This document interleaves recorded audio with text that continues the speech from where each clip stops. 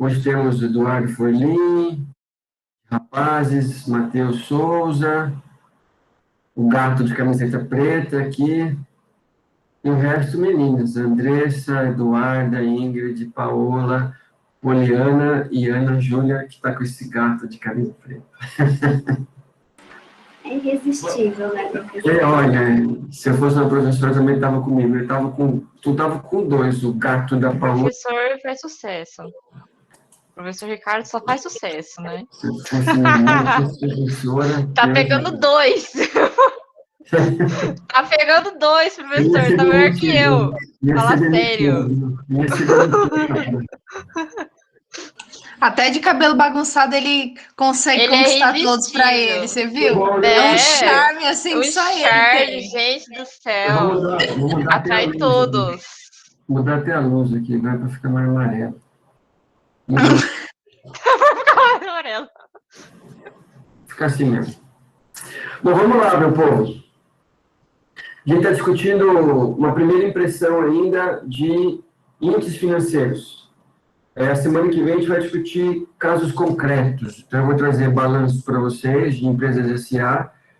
Cada um vai adotar uma empresa e para tentar chegar a uma conclusão sobre nos fundamentos principais, liquidez, atividade, rentabilidade, essa empresa é boa ou ruim?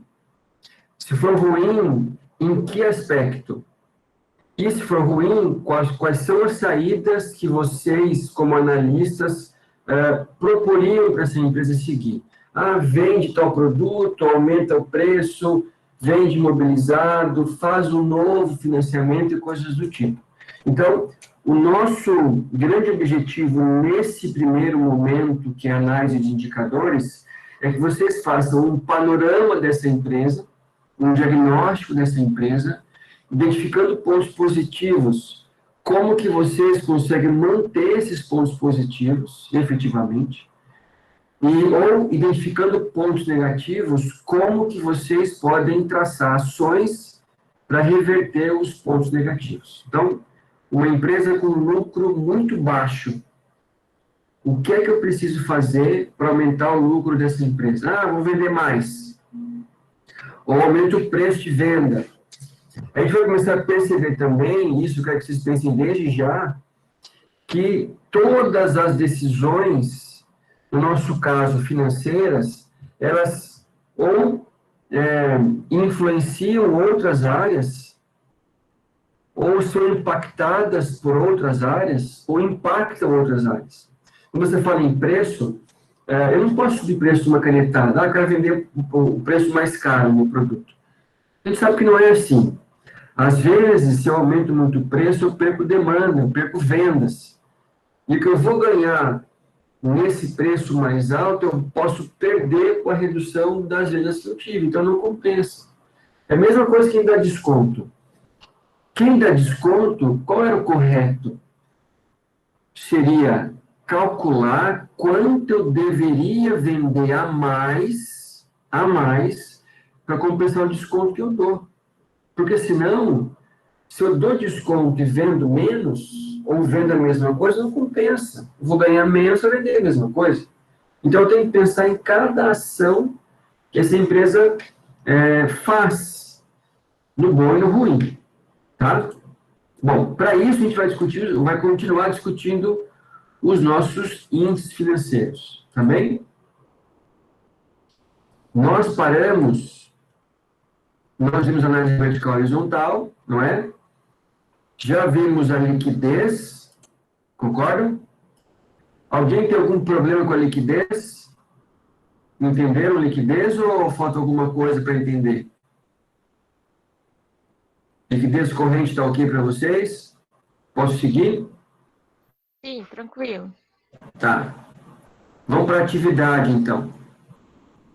CCL, tudo bem? Beleza? A gente não vai ver isso aqui. Aqui. Vamos pensar na solvência agora. Beleza? Solvência é a mesma coisa que estrutura. É um segundo grupo de indicadores, tá? Bom, vou aumentar aqui um pouquinho.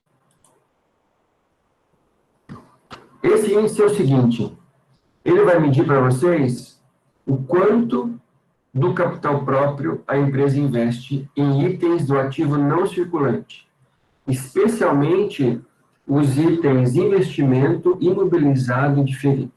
Tá? Só uma observação quanto a essa fórmula aqui. A fórmula, ela usa o termo permanente, embora, já que chegou aqui, embora vocês não tenham no balanço mais o uso do termo ativo permanente. Ele caiu. Como é que era antigamente, quando tinha essa fórmula aqui, quando ela foi desenvolvida? Ativo circulante, realizável a longo prazo e o ativo permanente. No permanente, tinham 3 principais contas: investimentos, imobilizado e, hoje em dia, era o diferido antes, hoje intangível. Hoje nós temos uma divisão um pouquinho diferente: ativo circulante e ativo não circulante. E o ativo não circulante tem 2 grupos: realizável a longo prazo e 3 continhas separadas: investimentos, imobilizado e intangível. Esse permanente aqui refere-se a essas 3 contas: investimentos, imobilizado e intangível. O que significam essas 3 contas? São contas que não têm um prazo para você converter em dinheiro, para você vender. Elas têm prazos indeterminados, tá? E, normalmente, elas têm vencimento longo. O que é vencimento longo? Elas começam a gerar dinheiro para a empresa a longo prazo. Qual é a minha preocupação nesse caso?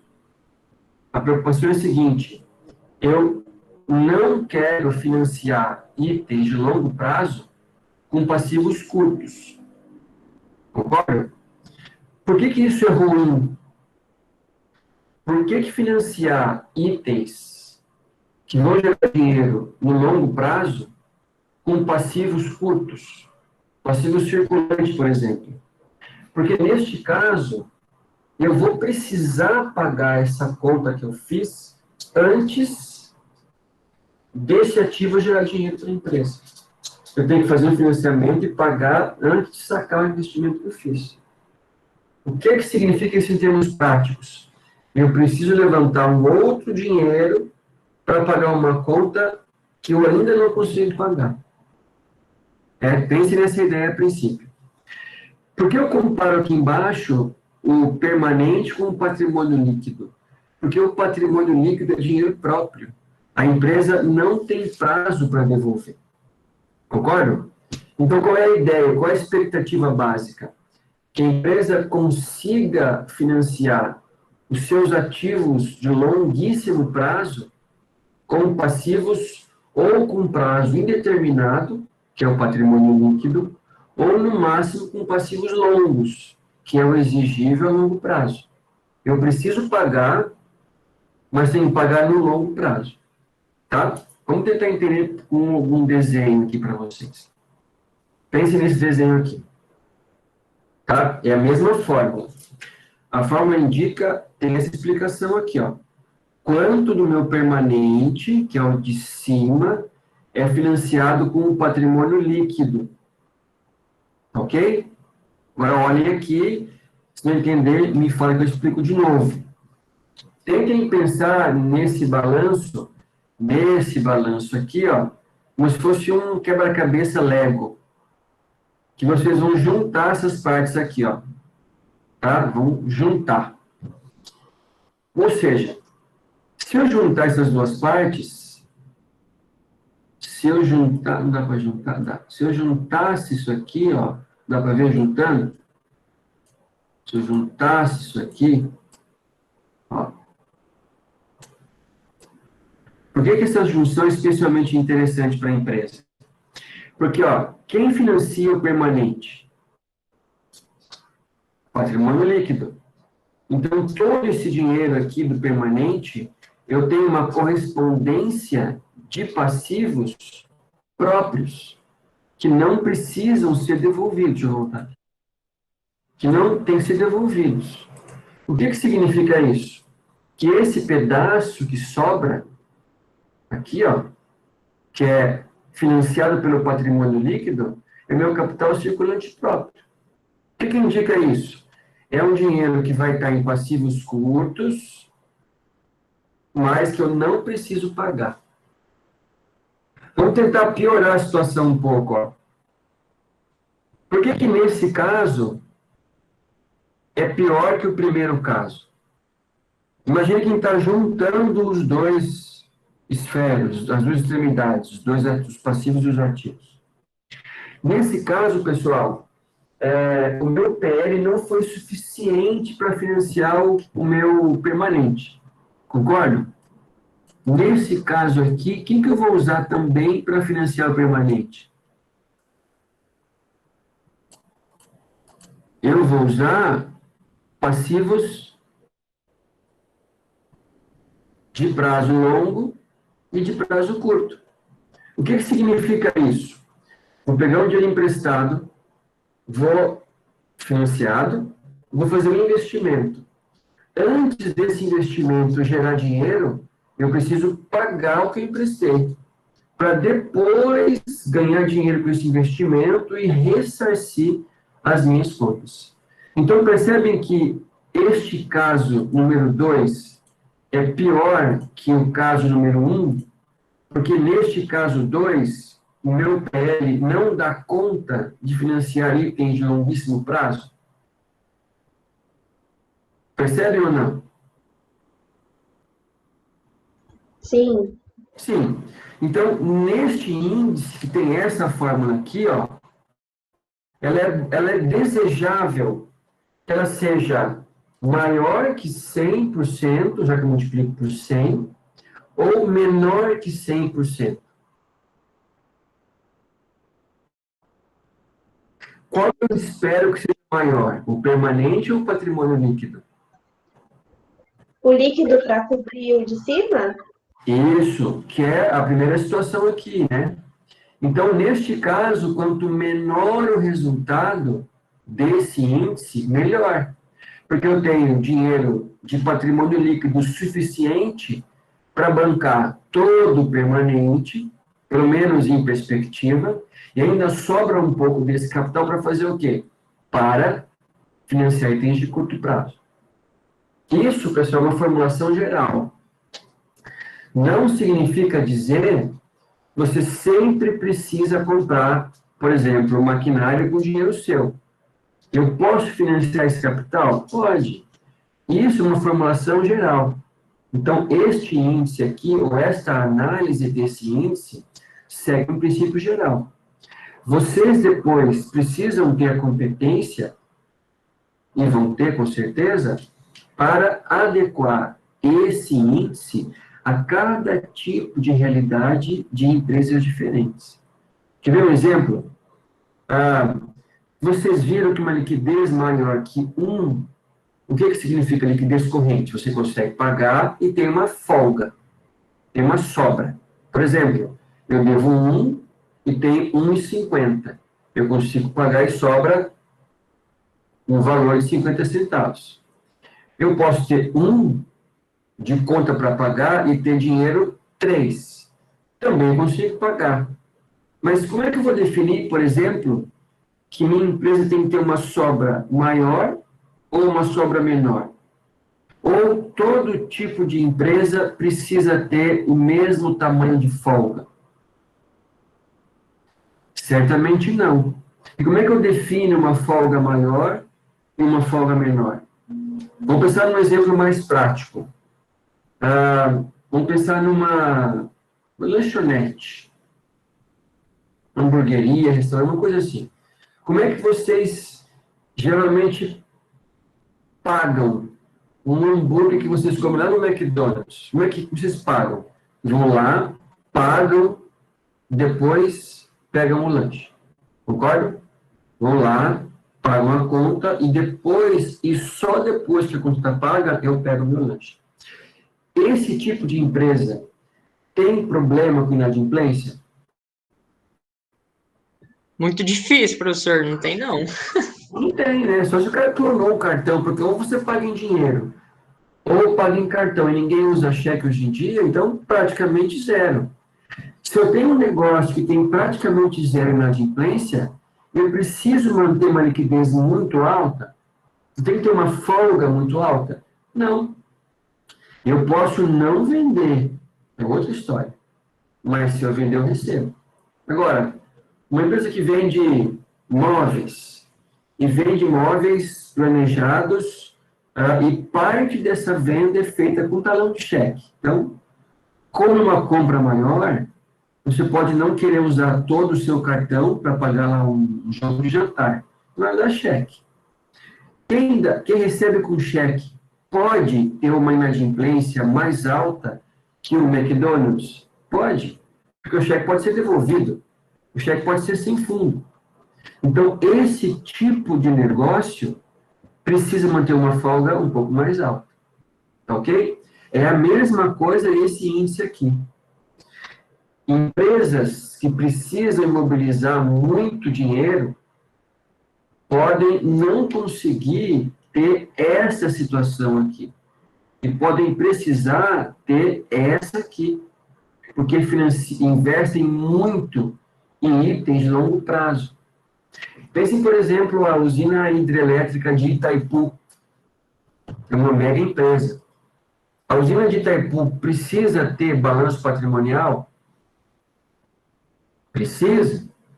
Ela investe muito em imobilizado? Muito. Vai fazer represa, vai comprar turbina, equipamentos, uma série de itens. Como ela investe muito em itens imobilizados, ela pode não financiar tudo com capital próprio, para não compensar. Ela faz o quê? Financia a longuíssimo prazo. BNDES, por exemplo. Tá ok? Agora, uma empresa que presta serviços, uma consultoria, digamos que eu vou abrir para mim uma consultoria. O que eu preciso investir na minha empresa em itens de imobilizado?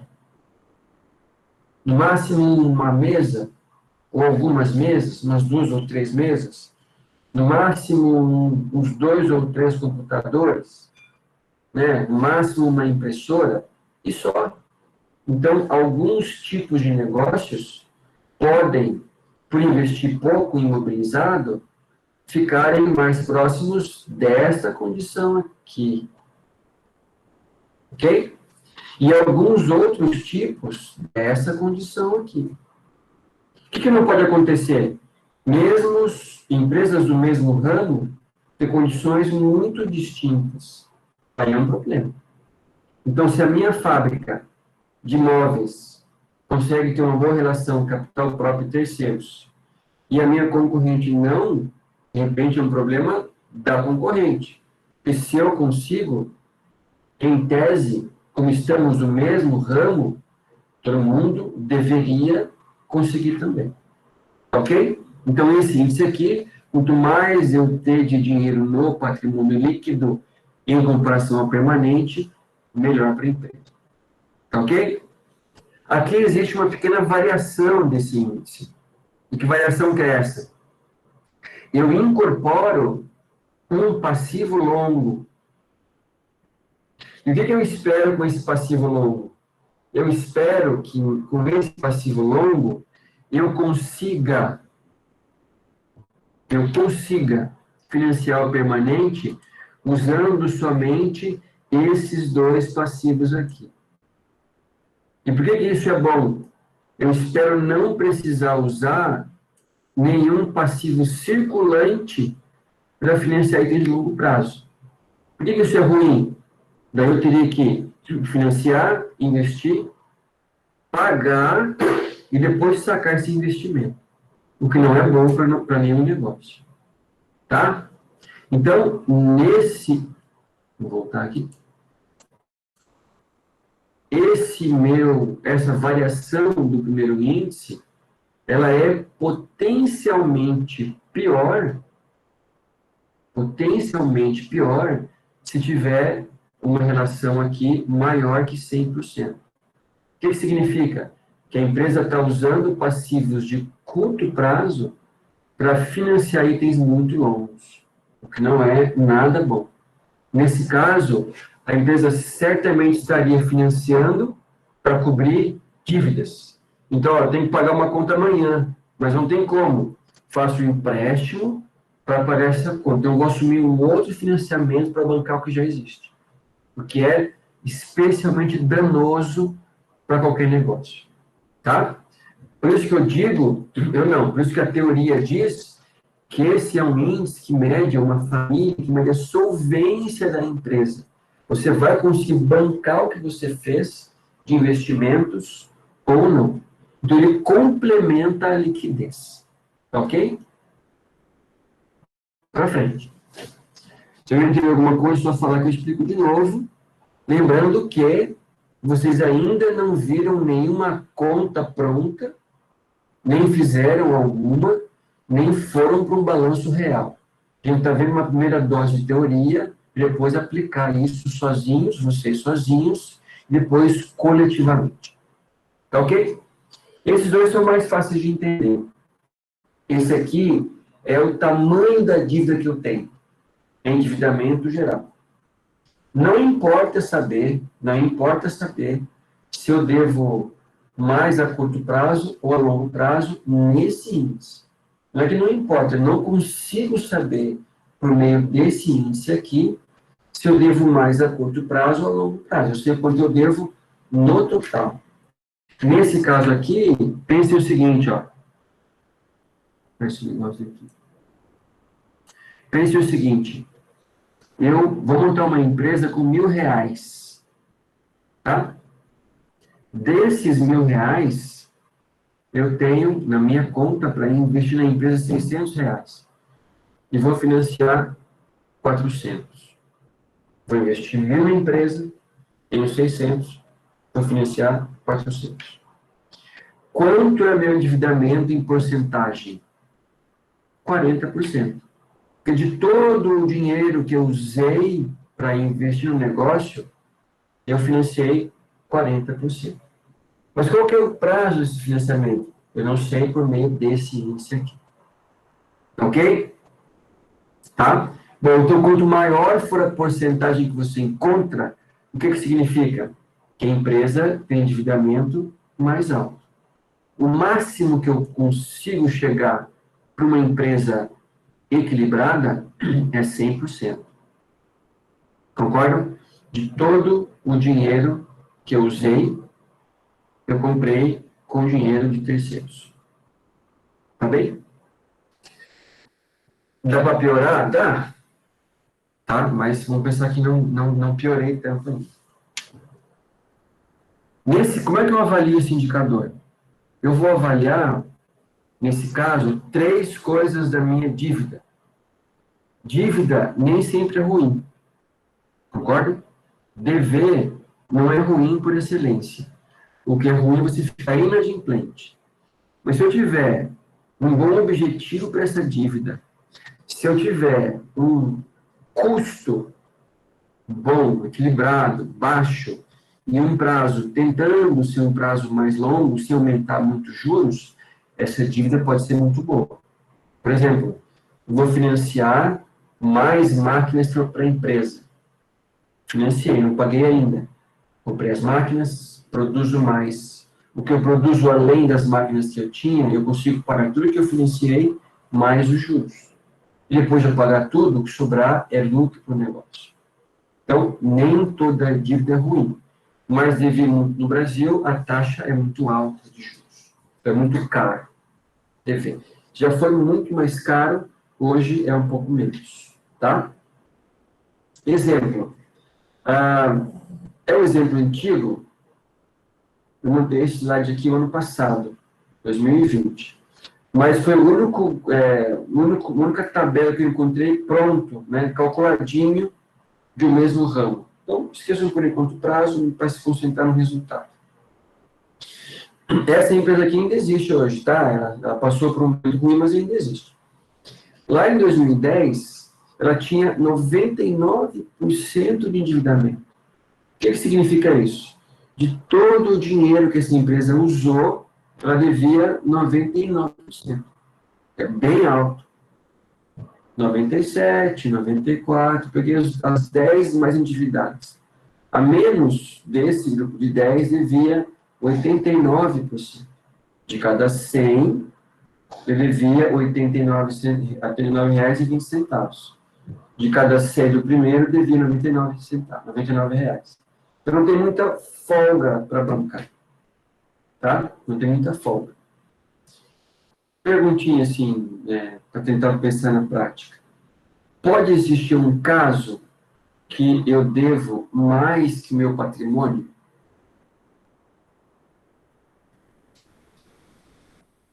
Seria falência daí, não seria, professor? Antes da falência tem também, mas antes, que é o passivo a descoberto. As minhas dívidas ultrapassam os meus bens. Eu ainda consigo viver assim? Consigo. Mas é um grande passo para a falência. Tá? Como você falou. É que o detalhe é o seguinte, Andressa que falou? Foi, né, Andressa? Isso. Hoje em dia, Andressa, existe uma figura uma figura jurídica antes da falência, que é a recuperação judicial. Que é assim, a empresa precisa entrar com uma ação para o juiz decretar esse RJ, recuperação judicial, e se ele decretar, ele vai decretar um interventor para essa empresa de fora, ela tem 2 anos para pagar as contas que ela deve. Ela consegue ficar 2 anos para gerar dinheiro, pagar as contas com calma. Ela tem um prazo para tentar se reerguer. Depois desse prazo, ela volta ao normal e pode sobreviver ou pode chegar depois à falência. Tá? Tá bom. Tem um probleminha sério, um problema real. A taxa de quem sai de uma RJ e não vai para a falência é menos de 5%. Então, assim, quem chega lá é porque está muito mal e possivelmente vai entrar em falência. Mas em alguns casos, em alguns pouquíssimos casos, não. Tá? Mas essa é a ideia. Professor, Senhor, quando a gente fala de startups, né, empresas novas aí que estão em fase de captação, rodadas de investimento, ou mesmo small caps que têm a prioridade em reinvestir no negócio, em vez de pagar o dividendo dos sócios, dos investidores. Talvez nesses casos o índice de endividamento delas também sejam acima do patrimônio, porque elas estão em início, em fase de captação, e elas trabalham muito com projeções, né? Ou não se enquadra? pode ser. Não dá para dizer cada caso, mas em geral, sim. O que é mais complicado é você pensar o seguinte: uma startup é uma empresa nova no começo, né? Que de repente não tem ainda uma atração de vendas alta. Então, pode ser difícil para uma empresa levantar tanto financiamento assim, a ponto de dever mais do que seus bens. Porque o banco não vai emprestar para você muita grana, porque você não consegue bancar, você não tem nenhum imóvel, não tem nada para garantir que você vai pagar. Mas pode acontecer sim. Outro detalhe, normalmente esse tipo de empresa, startup, se for uma empresa muito boa, eles conseguem captar dinheiro de anjo, investidor anjo, ou capital semente, que você tem uma possibilidade mais concreta de não ficar pagando juros, você vai ter um sócio que te ajuda. Então, a condição fica um pouco melhor nessa perspectiva. Mas, o que você falou é perfeitamente possível de acontecer. Não é impossível, não. Mas é ruim que aconteça, viu, Luan? Mesmo é ruim que aconteça. O que normalmente acontece, que é o caso do Nubank, é que é uma empresa que tem ou teve, não sei como é que está esse ano, mas teve muito tempo um DRE, ou um DR, né, de prejuízo. Eu acho que ainda está, professor. Esses dias eu dei uma lida, estava pesquisando sobre, lá apontava que eles diminuíram o índice de endividamento, mas eles ainda operam no negativo. Então, pensa comigo, como é que ela consegue captar tanto investimento se dá prejuízo? Ela não deveria espantar os investidores? Travou aqui, professor, não entendi a pergunta. Você pode repetir? Não. Se ela tem prejuízo, como é que ela consegue, mesmo assim, captar muitos investimentos?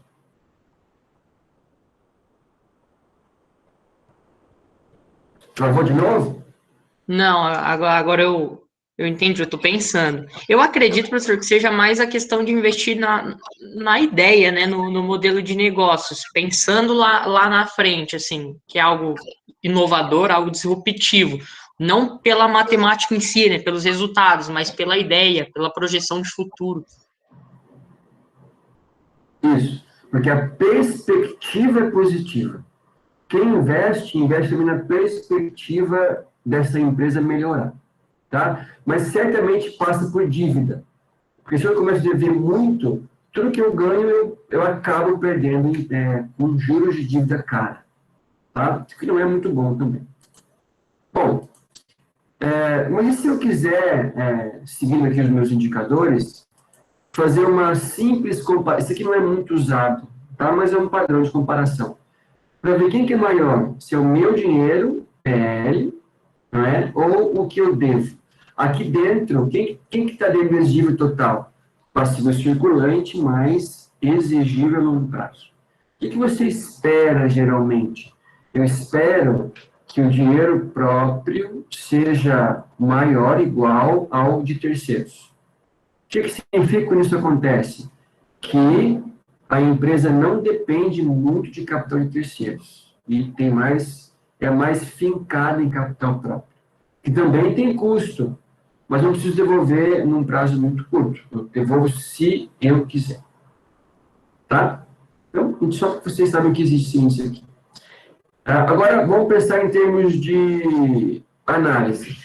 O que é que vocês precisam saber sobre dívidas ou solvência, para usar o nome mais técnico? Primeiro tem o seguinte, ó, o que significa você pensar nos lucros gerados vezes os custos? Significa o seguinte, geralmente quando você financia para algum objetivo. Por exemplo, eu quero construir uma nova fábrica para minha empresa. Eu vou então financiar esse capital. Eu quero comprar novas máquinas para o meu negócio. Eu vou, então, financiar esse capital. Eu quero desenvolver um novo produto. Idem. Qual é a minha preocupação? Já que eu vou investir o dinheiro, eu quero saber se o lucro gerado por esse investimento, ele precisa ser maior que o custo dessa dívida. Porque, senão, a empresa não gera valor. E digo um pouco mais, só para adiantar, depois eu volto. Esse custo aqui, ó, tanto vale para capital próprio quanto para terceiros. É um engano as pessoas pensarem que o dinheiro próprio não tem custos. Ele tem custos. Tem custos. E, geralmente, em economias mais desenvolvidas, mais estáveis, o capital próprio chega a ser mais caro que o terceiros. Uma razão bem simples. Quando alguém financia via banco, eu preciso pagar esses juros em qualquer circunstância. Eu posso não pagar, é inadimplente, mas eu tenho que pagar. Então, assim, se eu tive um bom ano ou um ano ruim, eu preciso pagar os meus juros de bancos. Se eu tive lucro ou prejuízo, não importa. Eu preciso pagar juros. Então, para o banco receber, ele é mais fácil. Eu pago em qualquer circunstância. Agora, vamos pensar se eu compro uma ação de uma empresa. Como é que ela pode me pagar? Em dividendos. Se a empresa tem prejuízo, ela paga dividendo? Não paga. Ela paga só se tem lucro. Porque dividendo é um pedaço do lucro que eu divido. Então, para quem é um investidor, a empresa tendo prejuízo, ele não recebe dividendo. Ok? Então, esse é um detalhe. Então, vou ter que olhar a relação lucro e custo. Também vou olhar a relação lucro e risco. Mas passivos têm risco? Eu posso pensar em risco para passivo? Posso. Em que sentido? Eu posso pensar em risco e custo. Normalmente, os passivos mais curtos são mais baratos. Já que eu devo a curto prazo, o risco que eu ofereço para o banco é menor, que eu tenho que pagar em prazo curto. Tá? Mas, para quem toma o dinheiro emprestado, o risco de você não conseguir gerar dinheiro para pagar essas contas um dia é mais alto. Eu tenho que pagar essa conta logo. Mas é mais barato. Mas o risco é maior. Então, você vai escolher. A empresa deve escolher entre priorizar passivos mais curtos, que são mais baratos, e por isso meu lucro aumenta, mas o risco de não conseguir pagar essa conta em dia e pagar juros maiores também aumenta. Se eu usar um passivo mais de longo prazo, eu tenho mais tempo para pagar. Então, o risco de não conseguir pagar essa conta em dia é menor, até porque eu dividi por mais vezes. Mas vai ficar uma conta mais cara. E ficando mais cara, o meu lucro é menor. ROI é uma medida de lucro, tá? A gente já vai ver o que significa isso na prática. Outro item que eu devo olhar são passivos, obrigações ou dívidas onerosas e não onerosas ou passivos de funcionamento. O que significa um passivo não oneroso ou de funcionamento? Pense em salário. Salário para a empresa é financiamento ou não?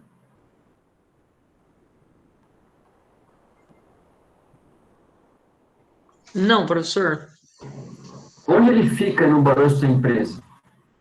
Despesa? Quase.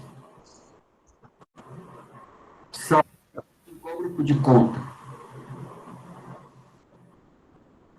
Na estrutura do balanço, então. Ele é um passivo circulante? Isso. Depois que eu pago, ele vira despesa. Né? Despesa é o custo, depende de quem eu paguei. Se eu tenho uma fábrica e pago a pessoa que trabalha na fábrica, se eu pago um vendedor, é uma despesa. Mas antes de pagar, ele é um financiamento de curto prazo. Por que é curto prazo financiamento? Como é que a empresa paga a gente? Eu primeiro trabalho, Depois recebe. depois recebo. Então, todo mês, ele é um passivo de curto prazo. Não passivo, é um financiamento. Agora, a empresa, por pagar no último mês que eu paguei, que eu trabalhei, ela vai me pagar juros? Não. Ela paga o mesmo valor. Ela poderia pagar no começo do mês? Poderia. Mas ela paga no fim do mês ou no mês seguinte, sem nenhum juros. Então, é um passivo de funcionamento. Qual é essa ideia dessa análise? A ideia é bem simples. Existem passivos. Vou voltar aqui. Existem passivos muito caros, passivos caros, os que não geram nenhum custo. Qual é a ideia? Que você consiga tentar usar sempre passivos mais baratos. E que você use menos passivos mais caros. Por exemplo, eu posso comprar a prazo usando fornecedores como financiamento, ou seja, comprar uma máquina. Eu compro a máquina de quem me fornece a máquina, mas não vou pagar ainda. Então, quem financiou essa máquina para mim? Meu fornecedor.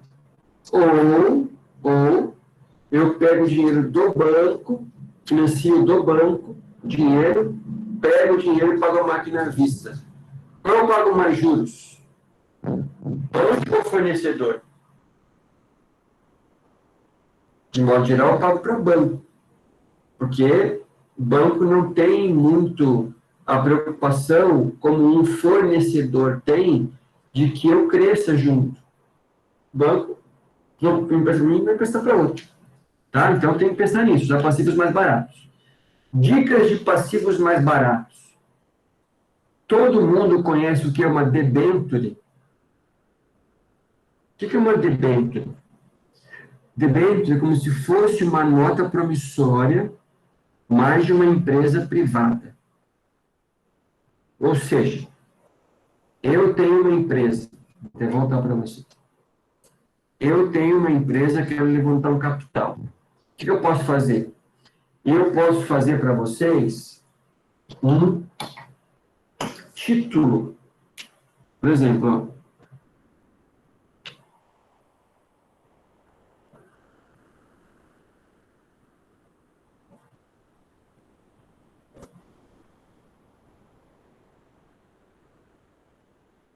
É um título de dívida, né, professor? É tipo um CDB da vida de um banco, uma poupança.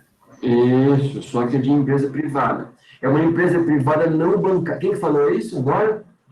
Isso, não financeira, no caso. Isso, é uma privada não financeira. Por exemplo, aqui, ó, dá para enxergar? Deixa eu fazer outra caneta, né? Por que eu escrevi de caneta azul? Não dá para enxergar, vocês estão bem, tudo bem. Eu vou dar para vocês isso aqui é um papel, um título, só que na prática não existe papel mais. O que está escrito aqui? R$ 1.000 eu vou pegar de vocês, vocês vão comprar de mim. Vou pegar 1.000 de cada um. Qual é a minha garantia? Eu vou devolver para vocês em 24 meses o que você emprestou, mais 1% de juros ao mês. Para vocês, qual é o risco? Eu não pagar de volta. Pode acontecer? Pode. Qual é a vantagem para mim? A vantagem para mim é que quem define a taxa que vai pagar sou eu, 1%. Qual é o meu risco de eu colocar uma taxa muito baixa?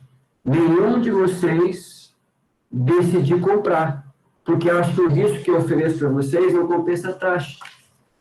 Então, eu não posso vender. Eu posso não conseguir vender. Mas para a empresa, em geral, um financiamento mais barato. Se você pegar lá uma Petrobras da vida, ela lança debênture? Lança. Para longos, geralmente 5 a 10 anos. Mas o risco da Petrobras não pagar é alto ou baixo? É baixo, professor. Baixo. Então, como é que ela vai atrair o investidor? Ela atrai com baixo risco. Você nunca vai encontrar, salvo uma coisa muito esdrúxula, uma debênture de uma empresa grande pagando uma taxa alta, porque ela já te dá segurança. Ninguém dá, ao mesmo tempo, segurança e rentabilidade alta. Vou mostrar uma coisa ou da outra. Grande empresa, em geral, dá segurança, e por isso paga pouco. E empresa pequena, que não dá para você segurança, porque é pequena e é nova, vai fazer o quê? Ela vai te dar rentabilidade. Ok? Então, esse é o nosso panorama de análise para vocês pensarem. Vou voltar aqui, ó. Então, ó, debênture, empresas bancárias, oligarcas, fornecedores e assim por diante. O que se pode usar de empréstimo. Mas se eu quiser saber, pessoal, o prazo que eu tenho para pagar. Então, eu vou perguntar o seguinte. A minha dívida, ela vence num prazo curto ou num prazo longo? Note que agora eu não vou saber mais o tamanho da minha dívida, mas o prazo que eu tenho para pagar.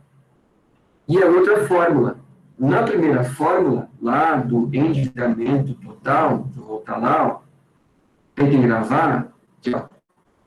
Quem é a fórmula? Todo o dinheiro que eu investi, que é o ativo total, e todo o dinheiro que eu devo, que é o passivo circulante mais o estímulo a longo prazo. Então, tudo que eu usei com o que eu devo. Essa fórmula aqui, qual é a diferença dela?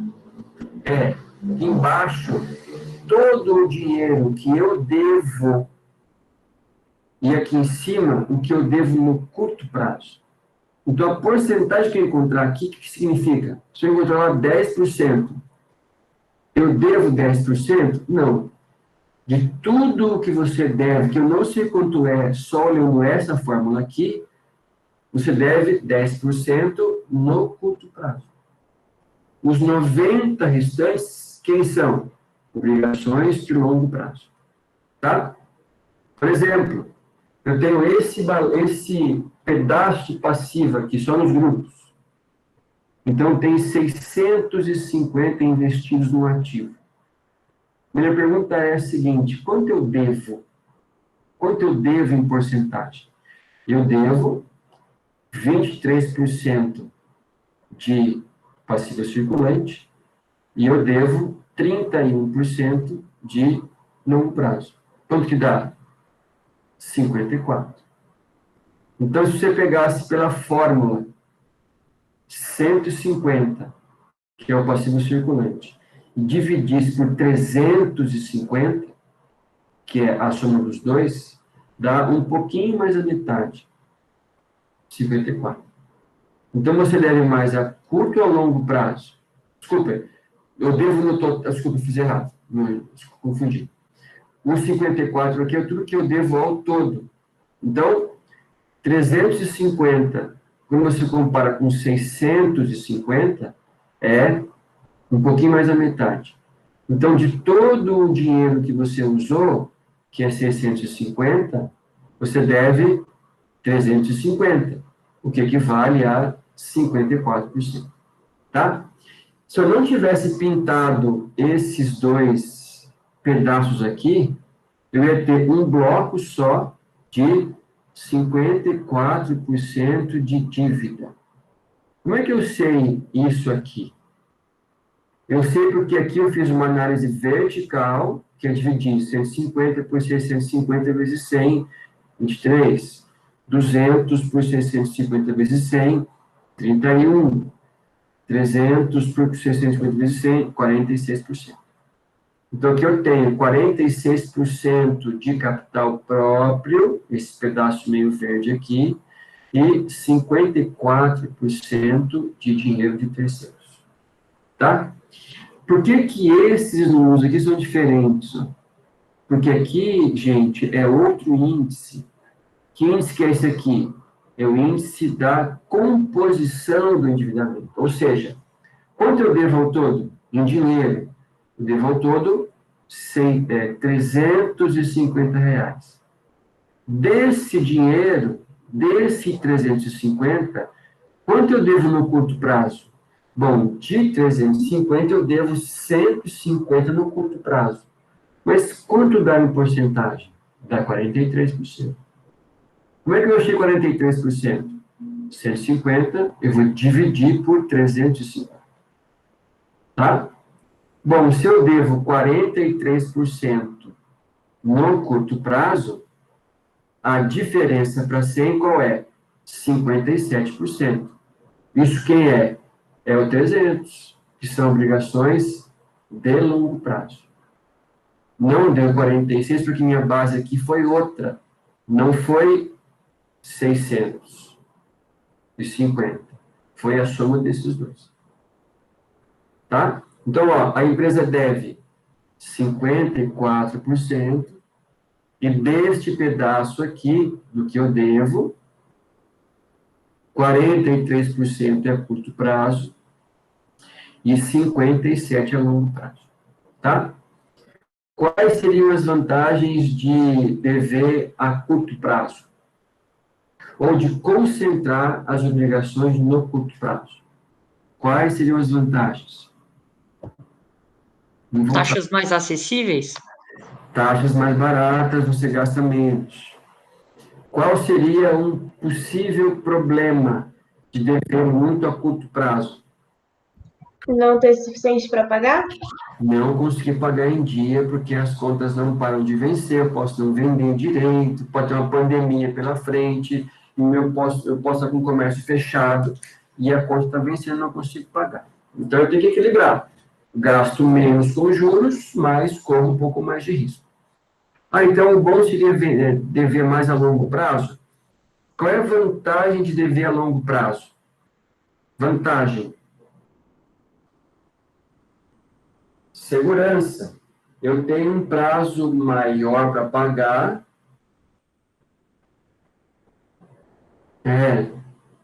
Vamos ver se não dá. Duro que não dá, né? O governo tem que bancar o dinheiro para as empresas. Ou vacinar o povo, né? Eu estou precisando tomar vacina. Qual que é a vantagem de dever a longo prazo? Prazo mais longo. E a desvantagem? Custo mais baixo. Mentira. Mais juros. Ok? Então, tem uma segurança maior, mas por dever por mais tempo, eu vou gastar mais. Como é que eu escolho isso, hein, gente? Como é que, se vocês forem montar uma empresa, se vocês pudessem escolher, como escolheriam? Dever mais a curto ou dever mais a longo? Depende, nesse caso. Depende muito do seu modelo de negócios, né, professor? Do fluxo que é. Por exemplo, igual citou o McDonald's, que é uma empresa que você não vai ter inadimplência e a maioria dos consumidores ou vai pagar no débito ou no dinheiro. É difícil alguém pagar no crédito para você receber no próximo mês. Então, já é um modelo de negócios que permite para eles algumas dívidas de curto prazo um pouco maiores por conta do fluxo de recebimento.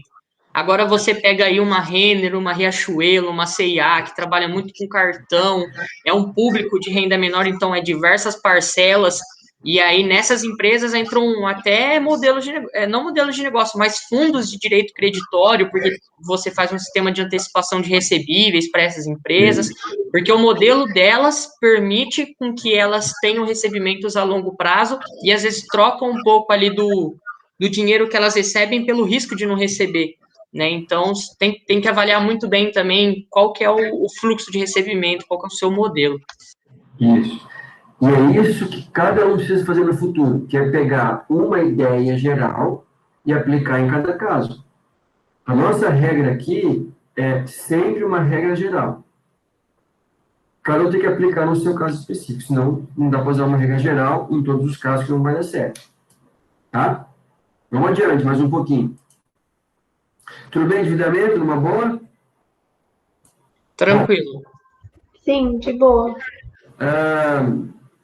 Existem vários outros tipos de indicadores, dependendo do tipo de empresa que você trabalha. Por exemplo, existem índices que valem só para banco. Existem índices que não valem para fábrica. Por exemplo, existe um índice que vai logo, logo, que trata sobre o tempo que o estoque fica na sua empresa. Quanto menos tempo, melhor. Agora, para quem tem uma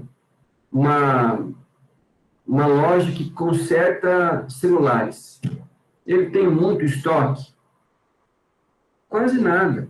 Qual é o estoque dele? É um estoque, possivelmente, algumas peças para consertar. Oficina. Oficina mecânica hoje em dia precisa ter um alto estoque de peças? Pensa em Maringá.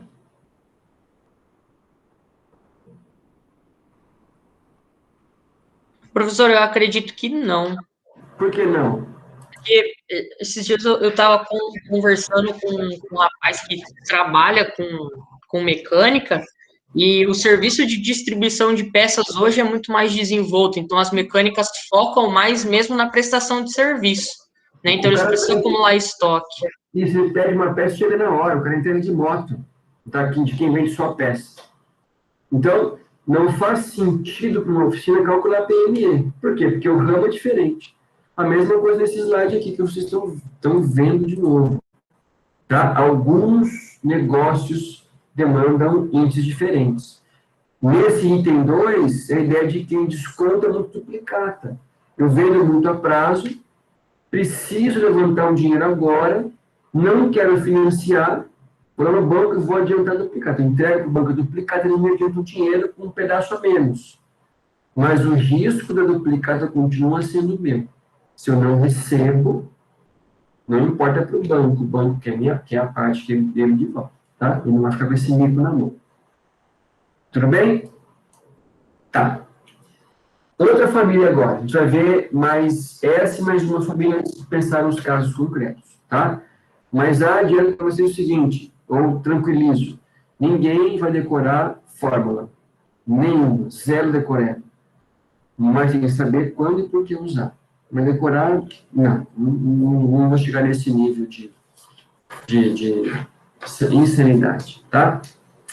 Bom, o que essa família de índices vai medir? Vai medir duas coisas.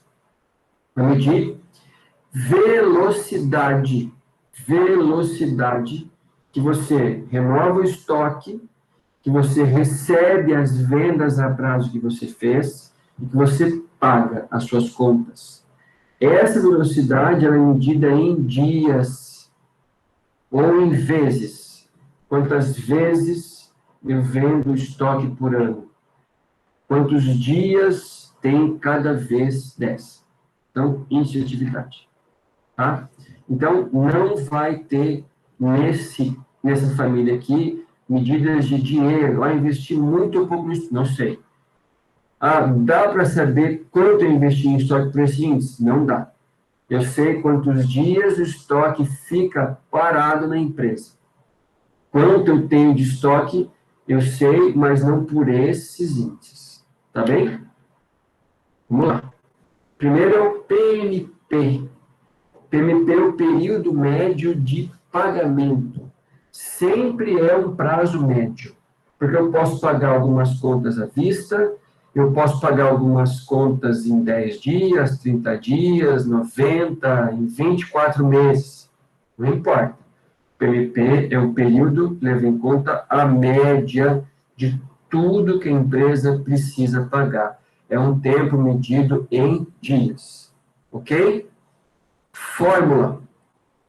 Fórmula é o seguinte: fornecedores ou contas a pagar, depende do balanço, mas são as suas compras a prazo.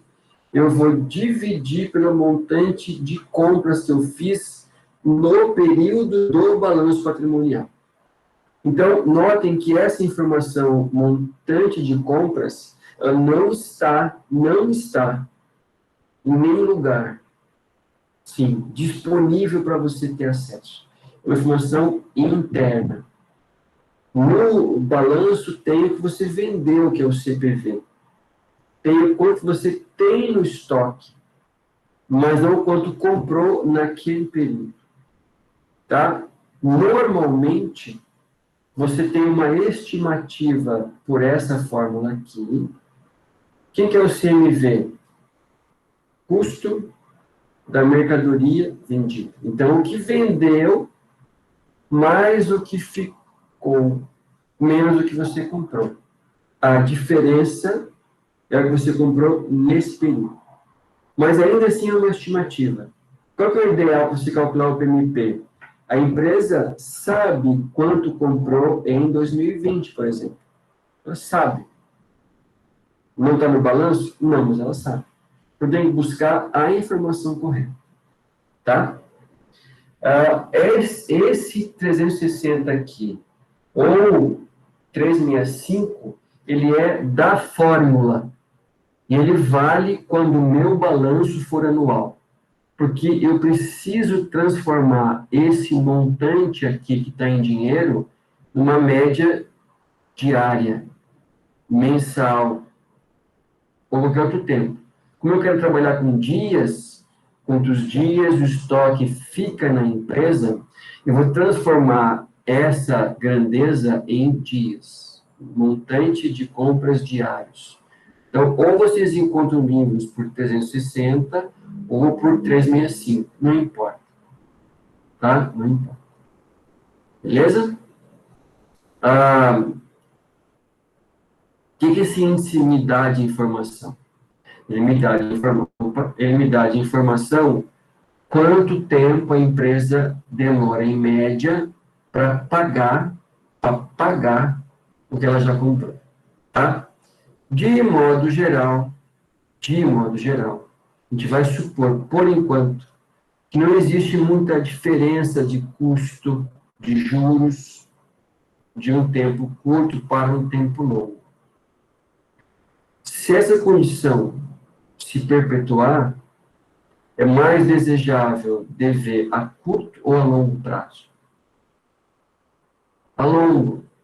Porque a longo, já que não vai ter um aumento significativo nos prazos, quanto mais longo, quanto mais tempo eu tenho para pagar, melhor. Quanto menos tempo eu tenho para pagar, pior. Sem levar em conta a variável juros. Mas um detalhe aqui no 360. Se o meu balanço for semestral, eu tenho que usar aqui 180. Se eu quero encontrar o PMP mensal, eu tenho que multiplicar aqui por 30. E aí vai. Tá? E segue embora. Mas, normalmente se calcula como? Se calcula anual. Tá? Outro P são 3 P's de finanças. Não são os 4 P's de marketing. O próximo é o PMR, R de recebimento. O que significa isso? Quantos dias, em média, você recebe o que você vende a prazo? Em quantos dias? Notem que na fórmula passada existia a multiplicação, né? E aqui está dividindo, dá na mesma. Dá na mesma. Eu posso passar para lá, né? Para isolar a variável. Então, ou está aqui, ou está aqui, não importa, tá? Mas assim, aqui é quanto tempo eu recebo as minhas vendas. Eu posso vender um pouco à vista, um pouco em 10 dias, 30 dias, mas eu quero calcular o tempo médio. De modo geral, pessoal, é bom ter um PMR curto ou um PMR longo. É bom você vender e receber logo ou receber com prazo mais longo? Receber antes, professor.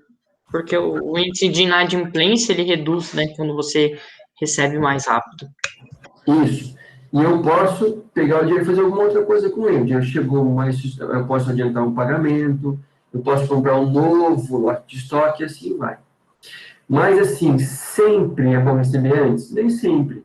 Se eu vender a prazo e cobrar uma taxa alta, é bom. Eu vou ganhar dinheiro vendendo bem e cobrando juros. Tem só um detalhe: quem alonga muito a dívida e cobra uma taxa mais alta, o risco aumenta. Que risco é esse? Não receber tudo que emprestou, ou receber atrasado. Então, se eu conseguir reduzir o PMR, melhor. E o último P é o PME. O PME indica quanto tempo o estoque fica na empresa. Quanto tempo entre a compra e a venda. Então, pensa numa fábrica de, sei lá, colchões. Quando cada item que eu comprei entrou no estoque, começa a contar o PME em dias. Vai acabar só quando você vende esse estoque. É bom ter um PME curto ou um PME longo?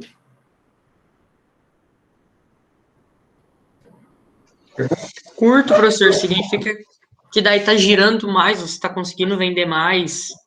Isso. E se eu supor que a cada venda que eu faço, eu tenho um lucro, se eu vendo mais vezes, eu ganho mais.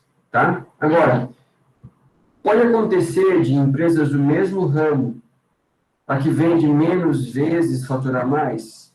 Pode, desde que tenha uma margem bem mais alta. Então, eu vendo 2 vezes por ano, eu vendo uma vez só. Mas isso uma vez é tão caro que compensa as 2 vezes que outra empresa pode ter vendido também. Então, tudo pode compensar o outro. De modo geral, tendo um PME mais curto, é melhor para a empresa. Tá? Um índice que leva em conta esses 3 primeiros. Ó. Pense em um minuto e me diga o seguinte: é bom ter esse índice maior ou menor que 1? É desejável ter esse índice maior ou menor que 1?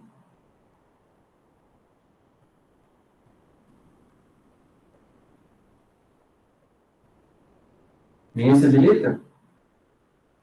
Ele é melhor se for menor do que 1 ou menor do que 100%, porque daí significa... Pode falar. Porque daí ele significa que tem o prazo médio de recebimento e o prazo médio de estoque. Então, daí menor do que 1 significa que o seu prazo médio de recebimento e o giro de estoque ele é menor do que o prazo que você tem de pagamento. Ou seja, você recebe antes da conta chegar. Isso mesmo. E aí você tem mais folga para poder trabalhar esse dinheiro e deixar as contas em dia. E quem financiou para você foi seu fornecedor. Nesse caso. Então, pensa assim, ó. Eu compro estoque para pagar em 60 dias. Produzo o produto, põe para vender e vendo com 35. Então, quando você vende, o que você espera quando você vende? Você vende para você ter o seu lucro e cobrir o que você gastou. Eu pego o que eu gastei e pago meu fornecedor. Tá? Qual a preocupação que eu tenho que ter? Se, às vezes, alongar muito o prazo, não aumenta muito os juros. Aí que você ganhou vendendo rápido, eu posso perder porque eu não consegui pagar essa conta em dia e ter que ficar devendo muito mais. Aí não compensa. Então, de novo, eu tenho que avaliar cada caso. E dá para avaliar cada caso? Dá. Tem que calcular para cada caso. E calcular também ganhos e perdas para cada caso. O que você espera? Como é que você escolhe uma configuração que você perde menos do que perdia antes? Porque perder, você vai perder alguma coisa, sempre em qualquer negócio.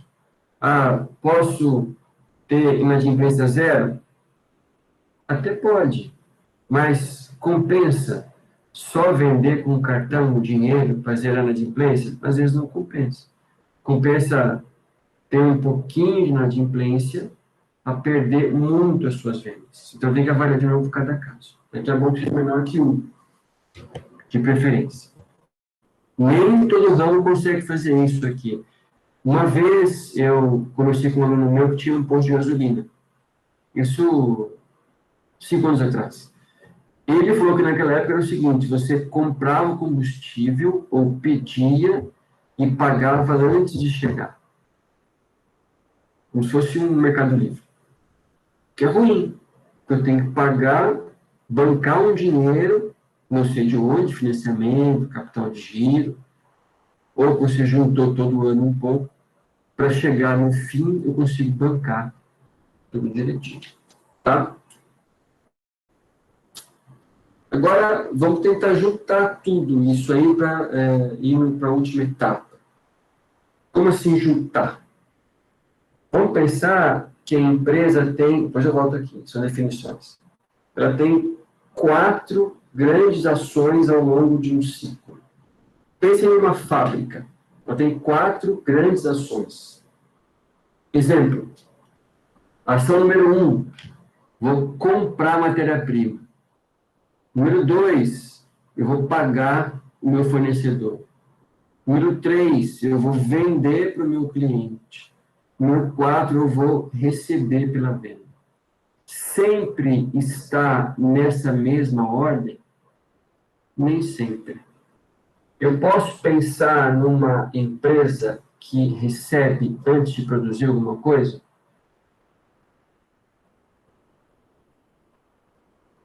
Sim ou não? Sim.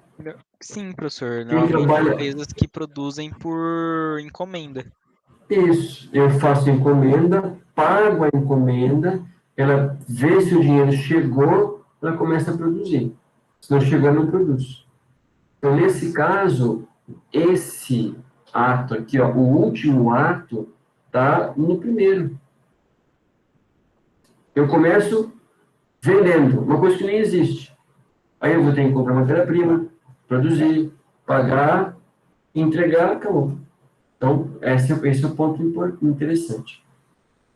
Bom, como é que os 3 P's estão aqui dentro? Só uma correçãozinha.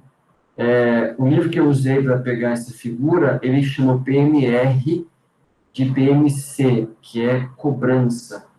Mas essa cobrança aqui tem no sentido de recebimento. Então, quanto tempo eu recebo do meu cliente? Vamos passar em cada tempo aqui, ó. Primeiro tempo, eu compro matéria-prima. Tempo 2, eu vendo. Produto acabado. Compro e vendo. Então, o meu dinheiro faz um ciclo que é assim.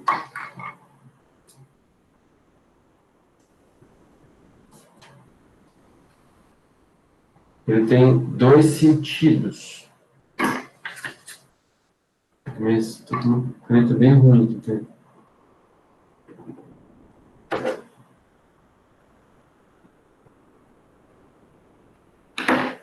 Primeiro ele compra, o dinheiro sai, para depois ele vender, o dinheiro entra. Tá? Então, esse é o ciclo que eu estou fazendo com vocês aqui. E pense para terminar um pouquinho. Ó. Por que o PMR está encaixadinho aqui, ó? PME está encaixadinho aqui, ó. Quando ele começou a contar? Quando você comprou matéria-prima. Quando ele acabou de ser contado? Quando ele ou a empresa vendeu o produto para o cliente. Então, o estoque não está mais comigo, então tem que parar de contar o PME. O que é o próximo P? Bom, eu não vendi o produto? Vendi. O que você espera? Espera receber. Então, esse aqui é o tempo médio. Eu posso ter venda à vista, venda com 30, 60. O médio deu o que a gente achou lá atrás, a gente já ia voltar nisso. PMR. O último é o PMP. Ele começa quando você paga a duplicata e acaba quando você recebe. Em tese, a empresa fica sem um pedaço ou sem todo o dinheiro dela, porque ela pagou e não recebeu ainda. Isso aqui é um tempo também medido em dias. Todo mundo que está aqui, ciclo, PME, PMP, PMR, são medidas em dias. Dias. Quem que é o meu CO? Essa linha aqui, ó. Em dias. Como é que eu posso definir o CO? É o tempo gasto ou percorrido entre comprar matéria-prima, pagar o fornecedor, vender o produto acabado e receber por essa venda. Esse é o meu ciclo operacional. Mas tem um outro ciclo que é bem importante, que é o de caixa. Já chego nele. Entre comprar, produzir e vender, estoque. Entre comprar e receber, tem o PME.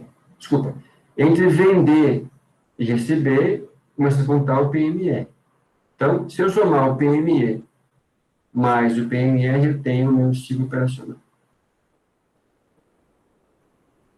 Tá? De certa maneira, tem assim que acontece. Aqui é o seguinte, é a mesma coisa, né, com algumas modificações embaixo. Ah, posso trocar? Pode. Mas não é trocar de canetada, mas que a sua empresa conseguiu melhorar.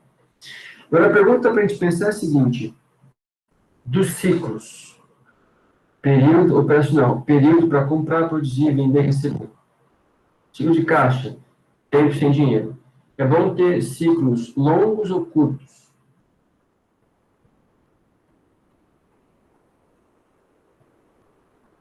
Curtos. Porque o dinheiro vem mais rápido, eu vendo mais rápido, o dinheiro volta para o seu lugar e aí vai. Tá? Então, por que é bom ter um CO grande, que eu consigo comprar, produzir, vender, receber várias vezes por ano? Se a cada vez que eu vendo, ou que eu fecho um ciclo, eu tenho um certo lucro, se eu vender mais vezes, eu ofereço mais. Tá? Agora, por que esse ciclo de caixa também é um ciclo importante? Porque é o tempo que eu fico sem um pedaço, sem todo o dinheiro da empresa. Então, eu posso ter conta para mim se eu não conseguir pagar. Como é que a gente pode resolver essa situação? Juntando, né, esse investimento. Qual é o ideal para o ciclo de caixa? Que eu jogue esse ato aqui, ó, para depois ter recebido. Eu compro, produzo, vendo, recebo, depois eu faço alguma coisa com o dinheiro. Tá bem? Deixa eu só voltar aqui alguma coisa. Depois, em casa, vocês têm as fórmulas e as explicações tudo direitinho, tá? É só mandar uma mensagem. Ó. E aqui é outro desenho com uma representação circular, mas é a mesma coisa. Um ciclo contínuo de investimentos, produção, venda, pagamento. Novos investimentos, venda, produção, recebimento, e aí vai embora, tá? É só uma forma diferente de representar para vocês. A pergunta é a seguinte: como que eu faço para melhorar esses dois ciclos? como a empresa melhora os 2 ciclos dela.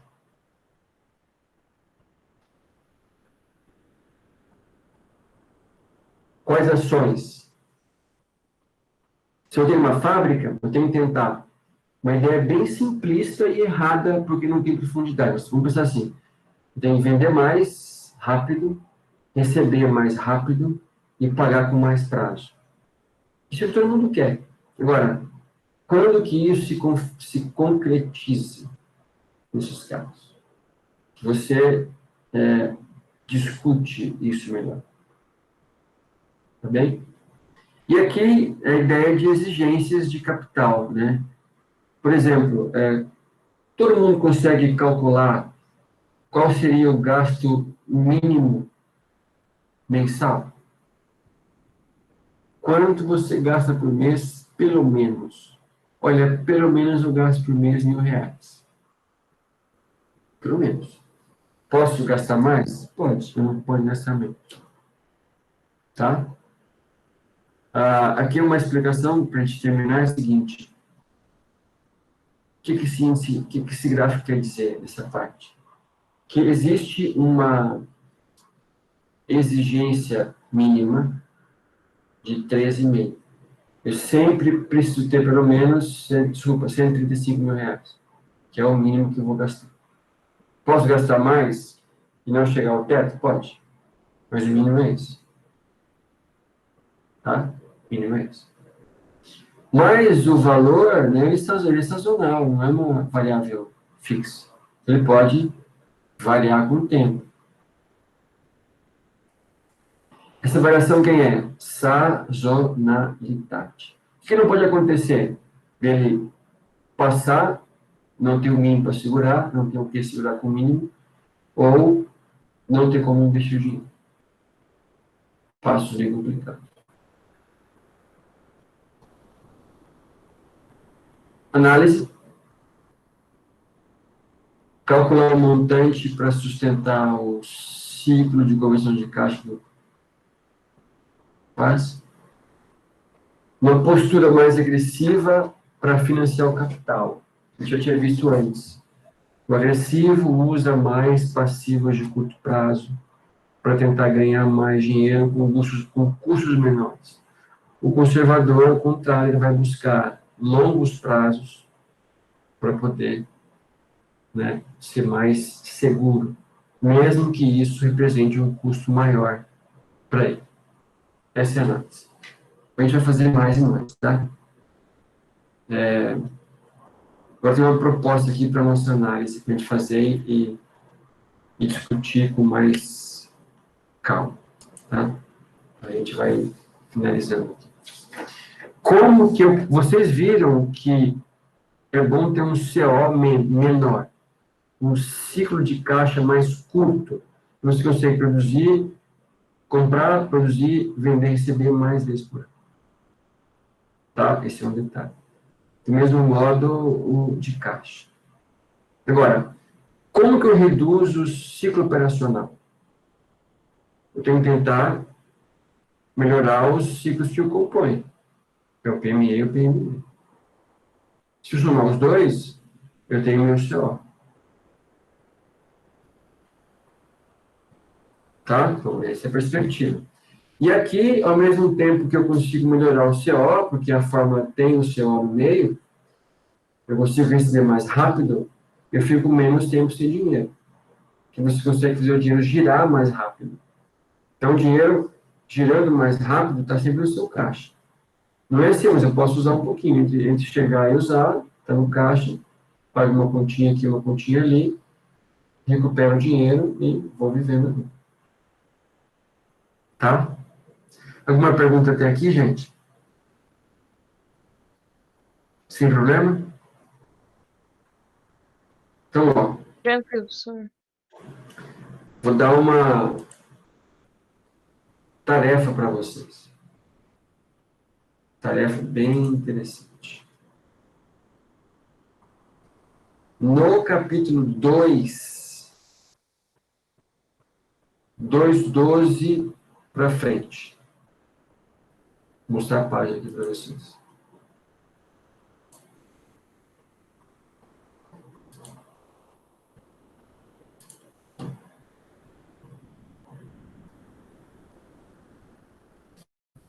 livro aqui. Professor, no caso, a análise que o professor acabou de mostrar, a gente vai fazer junto na próxima aula? Vai. A gente vai fazer primeiro alguns exercícios no livro, para você se habituar. Fórmula tal, divide, multiplica, pega no balanço, o valor onde está, e depois a gente vai chegar na análise de casos concretos. Pega um balanço, ó, Natura. Mando para vocês, todo mundo com o mesmo balanço, vai chegar a mesma conclusão. É boa empresa, ruim, vale a pena investir, não vale? Então, aí a gente fazer o cálculo e a análise. Ah, beleza. Na prática, ninguém vai ficar calculando o índice. Ele vem pronto. A gente vai analisar o que significa e propor soluções para problemas. Tá? No capítulo 2, no fim do 2, existem alguns exemplos e exercícios para fazer. Deixa eu achar. Aqui está dando a teoria aqui, ó. Vocês lerem direitinho, tá? Tem que não estão vendo, mas toda teoria, uma tabela, resumo, tem tudo bonitinho.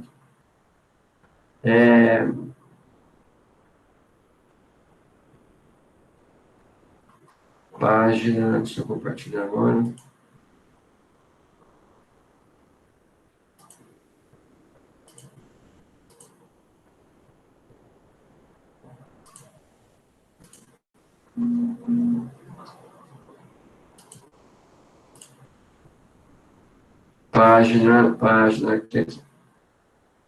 Página 76.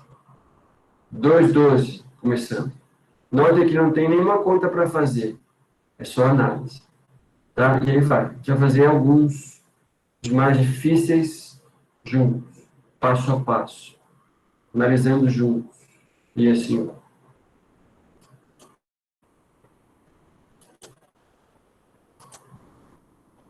Tudo bem? Uma perguntinha até aqui. Aí agora uma dica. Eu fiz um curso uma vez da FGV, no ano passado, sobre análise do desempenho econômico das empresas. Um pedaço é índices, outros tantos são outros assuntos. Quem quiser fazer uma leitura adicional de um conteúdo de controle, me pede amanhã, que eu mando para o WhatsApp. Quem achar que não, beleza. Tá? Não vai perder nada aqui na aula. Não vai perder nada. Mas poderia ter um plus em algumas coisas. Tá? Professor, eu gostaria. Se me pede, tem meu WhatsApp, não tem? Sim. Você manda amanhã um outro para mim, ó, eu quero tal, FGV. Eu já vou lembrar, já mando para você, se repassa para o povo aí. É bem Tá. ele tem umas 4 unidades, mas é bem facinho de ler, não tem grandes problemas não. Para vocês vai ser molesto. Só para vocês entenderem o que tem que fazer a mais, além disso, tem mais coisa para fazer? Tem. Eu não vou cobrar isso, nada da GV, mas quem quiser saber mais, tem uma possibilidade. Vamos lá, então. Nenhuma pergunta, e a gente vai voltar a entrar na próxima quinta, com alguns tantos exemplos prontos. Tá bom? Então, até quinta. Beleza, professor. Até quinta-feira. Quinta-feira, então. Bom Mas descanso. fazer Boa noite. um rapidinho e fazer exercício. Boa noite, boa noite, boa noite, boa noite. Valeu, professor. Até. Até mais. Valeu, professor. Até, professor. Boa noite, boa noite. Boa noite. Desligado. Professor, só uma Oi. dúvida aqui que não tem Pode falar. relação com o curso. Na nossa turma só tem 15 alunos mesmo? De ADM, Isso. tem uns 15, entre 15 e 18, mais ou menos. Ah, sim, não, só uma dúvida mesmo, que eu vi lá pelo grupo, mas tá bom, então. Tem um ou outro que não está ainda aí, porque chegou agora, tem uns 2 ou 3 que vão chegar, que estavam no primeiro ano, trancaram, estão voltando. Mas vai ser no máximo 20, porque separou a turma, né? No máximo. Aham. Entendi, tá bom, então. Tá Vamos bom? lá, boa noite. Obrigada. Boa noite, tchau, tchau.